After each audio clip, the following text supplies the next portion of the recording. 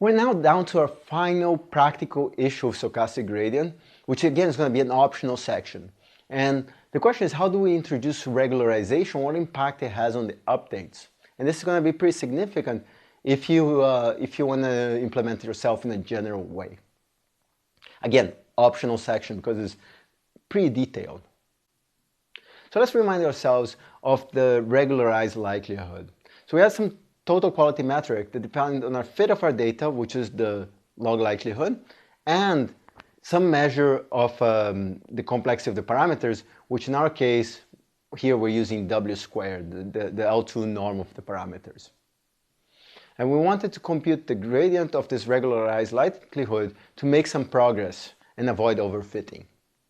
So the total derivative is the derivative of the first term, the quality, which is the sum over the data points of the contribution of each data point, the thing that got really expensive. And the contribution of the second one, once we introduce that parameter lambda to trade off the two things, we talked about this a lot, the contribution is minus 2 lambda wj. And we derived this update during an earlier module on regularized logistic regression. Now this is how we do straight up gradient updates with regularization. The question is, what do we do when we want to do stochastic gradient with regularization? So if you remember, stochastic gradient, we just said we take the contribution of a single data point, and if we added up those contributions, we get exactly the gradient. This is why it worked, because the sum of the stochastic gradients equal the gradient.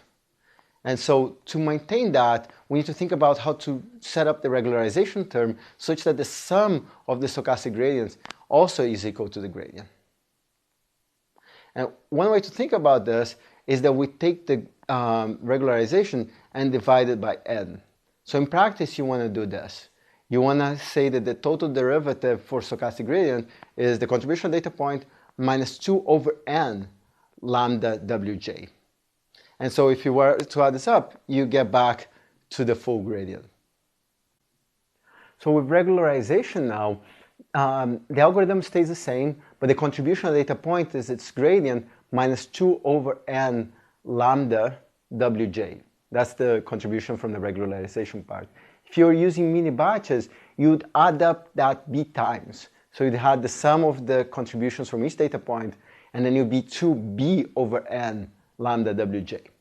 So this is how we take care of regularization. Again, very small change is going to behave way better in practice.